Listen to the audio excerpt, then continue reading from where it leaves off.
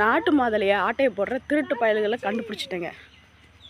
4 பேர் இருந்தானுங்க. சரி எவிடன்ஸோடு நமக்கு பிடிச்சிடலான்னு பார்க்கும்போது இப்போ 2 பேர் தான் இருக்காங்க. ஓடிட்டான் பாருங்க.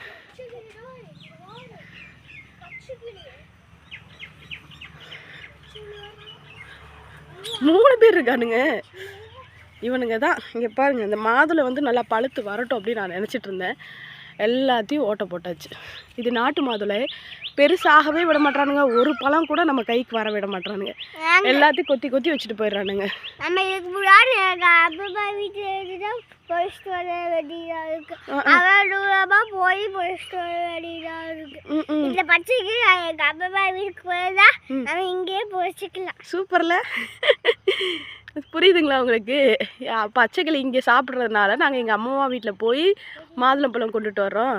பேசாமல் இந்த பச்சைக்கிளி வந்து எங்கள் அம்மாவா வீட்டுக்கு போயிருந்தா நல்லா இருக்கும்ல, நாங்கள் இங்கே இருக்க பழங்களை பறித்து சாப்பிடுவோம்ல அப்படின்னு சொல்கிறேன். இப்போ ஓடிடுச்சு, என்னை பார்த்துன்னு ஓடிடுச்சு.